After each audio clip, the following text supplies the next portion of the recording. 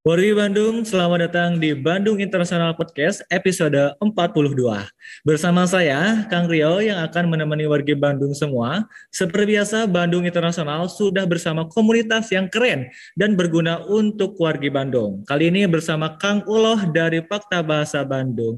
Halo Kang, Halo Kang, gimana gimana kabarnya kabarnya nih? Kang? Alhamdulillah baik Alhamdulillah ya baik kalau juga dong. saya. Baik ya, alhamdulillah Kang ya. Ngomong-ngomong nih, Rio tuh pengen tahu nih Kang, fakta bahasa Bandung ini seperti apa sih terbentuknya, kemudian latar belakangnya juga bisa dijelaskan ke kita biar warga Bandung tuh tahu tuh untuk fakta bahasa Bandung Kang. Oke Kang Rio, terima kasih Kang Rio. Jadi gini teman-teman warga Bandung, Fakta Bahasa itu adalah suatu komunitas yang mewadahi pembelajaran bahasa dan budaya, terutama bahasa dan budaya asing. Nah, melalui Fakta Bahasa juga diharapkan para pemuda Indonesia juga dapat terfasilitasi dalam mengekspresikan kemampuan bahasa dan pengetahuan budayanya, melatih komunikasi dan kepemimpinan serta memperluas zona sosial anggotanya. Nah, begitu Kak. Oke, ini menarik sekali ya bahwasanya berhubungan dengan kepemimpinan, terus kemudian juga cara belajar untuk bahasa, apalagi di zaman sekarang bahasa ini benar-benar sangat penting ya Kang ya. Nah, Ya, ngomong-ngomong nih Kang, bagaimana sih kemampuan masyarakat Bandung khususnya dalam berbahasa asing ini Kang?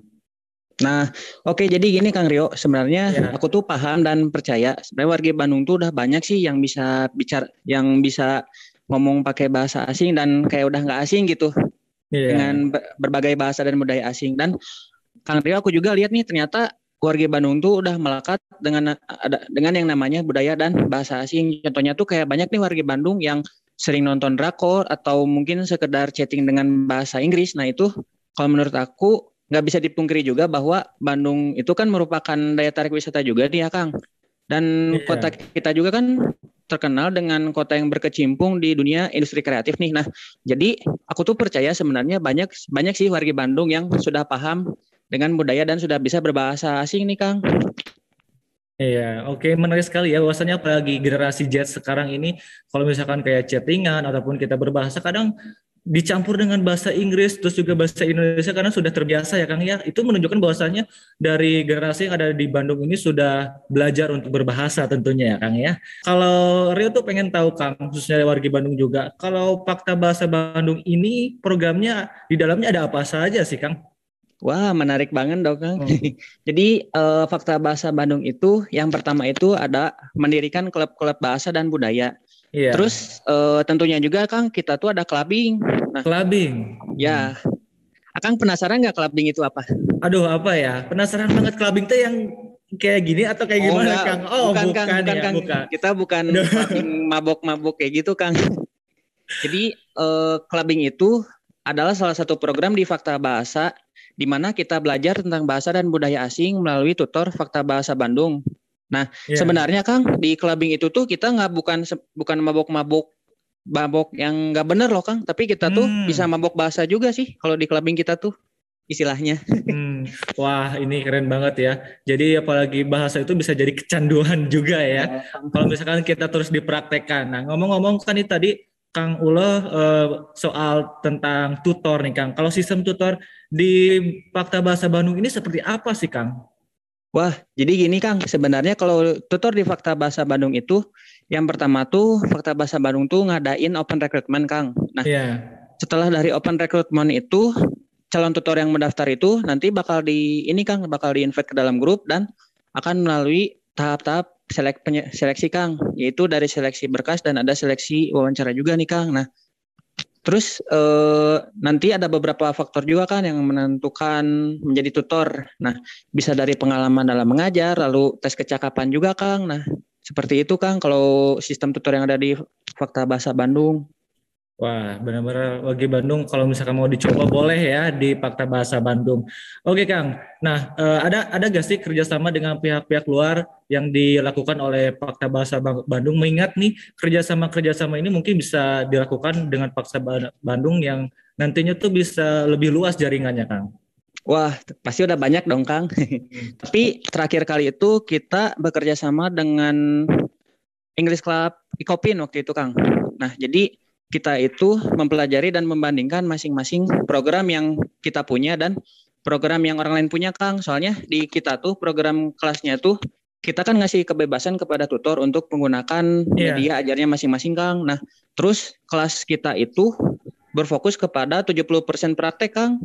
Dan 30%-nya tuh materi sih. Dan di kelas kita tuh harapan kita tuh semoga semua orang yang belajar di sini tuh merasa nyaman dan tidak tertekan, Kang. Soalnya kita itu ada untuk belajar itu untuk sebagai refreshing, Kang. Nah, seperti itu. Ya, jadi memang dijadikan refreshing ya belajar itu, apalagi dengan bahasa nih Kang. Nah ini menarik sekali Kang, mungkin boleh bahasa apa yang bisa dipraktekkan sekarang, entah itu dari perkenalan yang mungkin Kang Uloh itu bisa, atau misalkan bisa kita coba bareng-bareng nih Kang. Ini menarik sekali nih Kang. Menarik dong, aku mau bahasa Perancis deh. Waduh, bahasa Perancis. Bahasa Perancis, bahasa Napoleon. Bahasa Kang Napoleon. Boleh Kang. Boleh kita coba ya. Nah, aku ini percakapan biasa sih, tapi nggak apa-apa, kita coba dulu. Halo bonjour. Halo bonjour Bandung. Halo bonjour Rio. Halo, je m'appelle Uloh. Yang i 19 ans, je suis étudiant en anglais à Université de Widyatama. Halo bonjour Bandung. Comment ça va? Comment vas-tu? Nah, jadi halo, nama aku Uloh dan umur aku masih 19. Dan aku mahasiswa bahasa Inggris di Universitas Widyatama. Nah, itu untuk bahasa Perancis, Kang. Nah, selain bisa bahasa Perancis, tapi aku lebih advance di bahasa Jerman sih, Kang. Boleh coba nih ya. Bahasa Jerman. Danke gitu. Ya, danke. Oh, danke. Enggak, ya danke. Iya, danke. Oke. Kita coba bahasa Jerman ya, Kang. Sebenarnya sebelahan sih. Nah. Halo. Halo Bandung. Halo Rio. Halo Vio. Halo Aspia, hallo, mijn naam is Uloh. Und heute lernen wir etwas von Fakta Bahasa Bandung.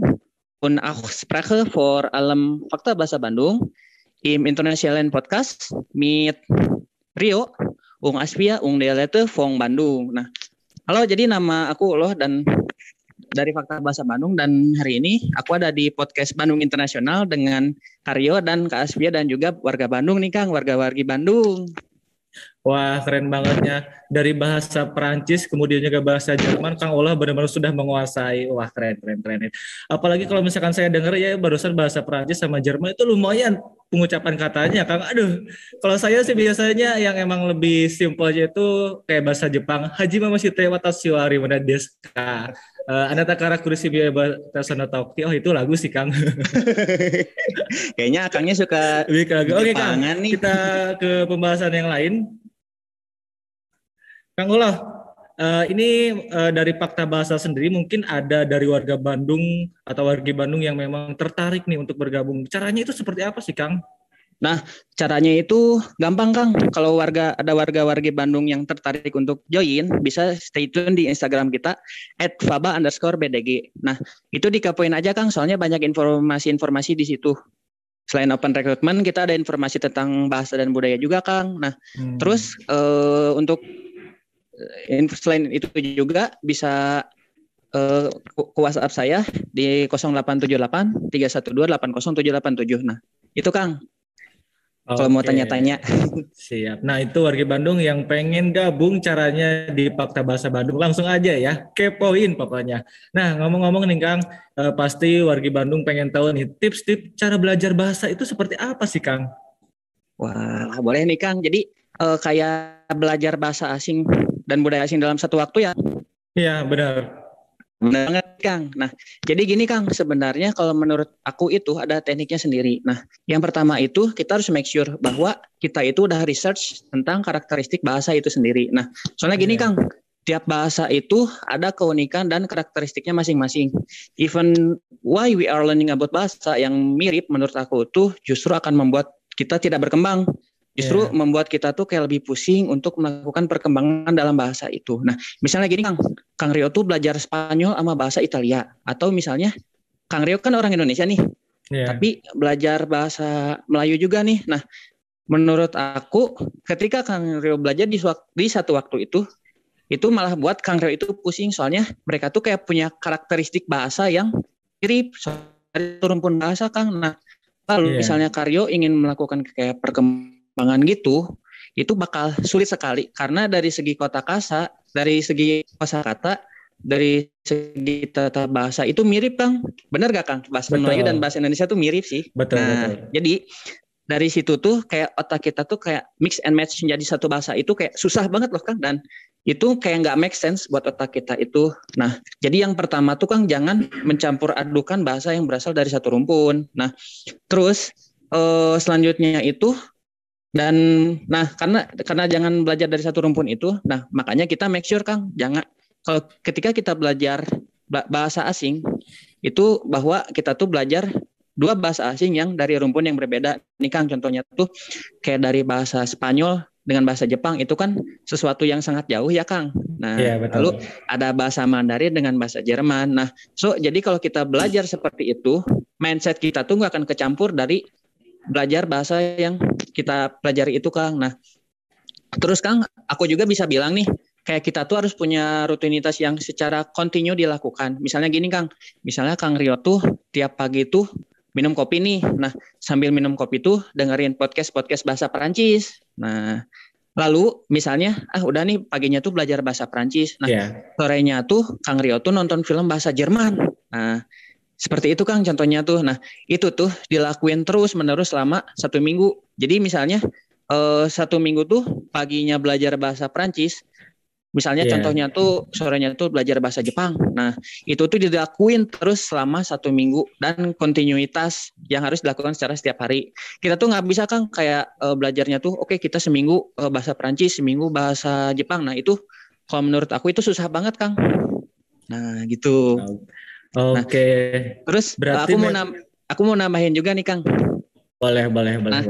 Lalu udah gitu, make sure kalau misalnya kita tuh belajar bahasa Asia, kita tuh belajar dari aksaranya dulu Kang. Aksaranya dulu, wah menarik nih ya. Contohnya tuh kayak Korea tuh kita belajar Hangul, atau Jepang itu Hangul. Lalu Jepang tuh kita belajar hiragana dan katakana. Nah, seperti itu Kang, soalnya kita nggak susah sih kalau misalnya kita belajar bahasa Asia yang menggunakan sistem penulisannya sendiri itu tanpa belajar aksaranya dulu Kang. Nah, while you are learning a language, kita harus belajar aksaranya dulu loh. Karena aksara itu ibaratnya itu kayak amunisi yang bisa nge-boosting, bisa mempercepat kita dalam memahami bahasa tersebut Kang. Nah, misalnya kayak bahasa Thailand nih, kalau kita udah paham aksara Thailand itu kayak boostingnya itu cepet banget loh. Dan kita tuh bisa paham aspek-aspek yang lain Kang. Nah, terus untuk bahasa-bahasa Roman, Slavik yang notabene-nya tuh kayak banyak tulisan Roman, kita tuh kayak harus banyak tulisan Latin yang kita tuh coba pelajari frasa-frasanya dulu, para frasa umum, kosakata umum atau kalimat-kalimat umum. Jangan sampai kita kayak wasting time untuk belajar dua bahasa asing secara sekaligus, namun sebenarnya tuh kita kayak ngelakuin kesia-siaan karena sebenarnya tuh gini Kang, kayak kita kan nggak hafal satu kamus bahasa Indonesia tuh kita nggak hafal Kang, nggak hafal kan?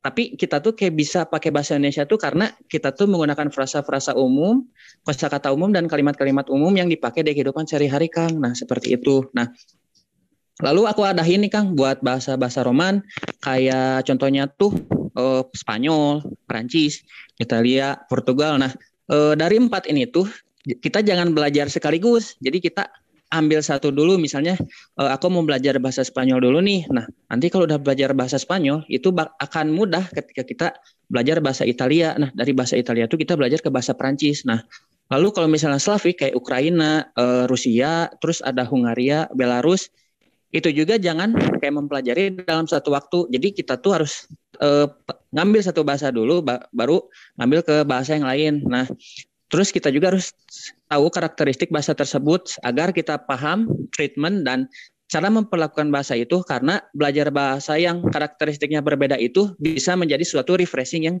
menyenangkan Kang. Nah seperti itu. Wah, berarti memang niat dan konsistensi untuk wargi Bandung yang pengen belajar khususnya di bahasa itu harus dikuatkan ya, karena memang bahasa ini sangat penting apalagi di zaman sekarang, apalagi kita sebagai generasi Z khususnya ketika misalkan berada di luar negeri ataupun di dalam negeri pun kadang memang bahasa itu selain bahasa Indonesia, bahasa-bahasa luar kadang kita mungkin bertemu dengan orang luar dari daerah bukan daerah Indonesia ataupun luar negeri yang dan sebagainya, itu bisa kita gunakan bahasa yang kita kuasai ya Kang ya.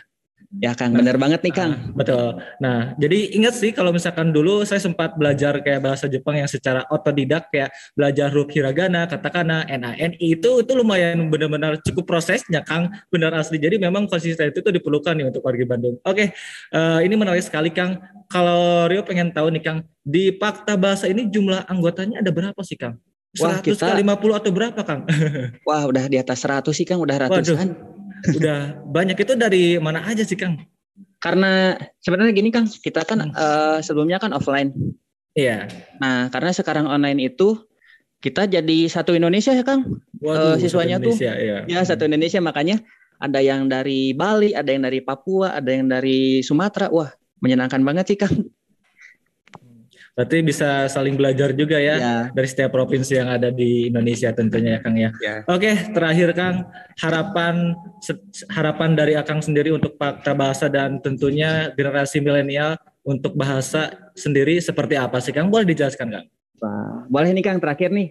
Jadi harapan saya pribadi untuk generasi muda Kota Bandung, saya berharap banget bahwa orang Bandung itu bisa lebih terbuka untuk budaya asing. Jadi bukan maksudnya kita melupakan jati diri kita, tetapi berperilaku sebagai orang yang very traditional and have our own identity. Tapi kita jangan lupa bahwa kita hidup ini nggak hanya di Indonesia, apalagi di internet tuh kayak kita kan terkoneksi dengan negara luar. Nah, artinya tuh kita harus siap menjadi international global citizen. Nah, ketika kita menjadi international global citizen, artinya tuh bahasa tuh adalah alat atau tools yang akan membuat kita menjadi terkoneksi dengan orang lain. Nah, karena saya percaya bahwa dengan berbahasa Indonesia tuh kita punya sumber ilmu, tapi dengan berbahasa yang lebih banyak, kita tuh punya sumber ilmu yang lebih banyak, Kang. Soalnya kita punya berbagai perspektif yang beda. Nah, jadi untuk generasi Bandung, aku harap bisa lebih terbuka dengan budaya asing agar kita menjadi global citizen, international global citizen. Tapi bukan berarti juga kita melupain budaya-budaya kita, Kang. Istilah nama bahasa Sunda nama ulah nepikeun ka jati kasih liku junti. Nah, kayak gitu loh. Lalu saya juga berharap warga Bandung paham dengan budaya internasional, karena istilahnya tuh kita tidak buta dengan budaya asing, dan dengan mempelajari kultur asing itu tidak untuk melupakan sejarah dan budaya kita, tetapi memperkaya dan meningkatkan kualitas kita terkait pengetahuan kultur dan budaya asing. Nah, begitu Kang pesan untuk warga Bandung nih. Iya, baik itu warga Bandung, harapan-harapan dari Kang Ulo tentunya untuk warga Bandung yang memang ingin menguasai bahasa atau belajar bahasa lebih dalam tentunya ya. Wah, gak kerasa banget nih perbincangan kita sudah di penghujung acara tentunya Kang ya. Wow. Terima kasih banyak Kang Ulo, warga Bandung. Ini dia perbincangan kita bersama Fakta Bahasa Bandung yang benar-benar keren banget. Untuk warga Bandung yang memiliki komunitas yang berguna bagi Bandung, bisa kontak kita di Instagram .id yang nantinya akan kita undang sebagai narsum di episode selanjutnya. Sekian Bandung Internasional episode 42, sampai jumpa di episode selanjutnya.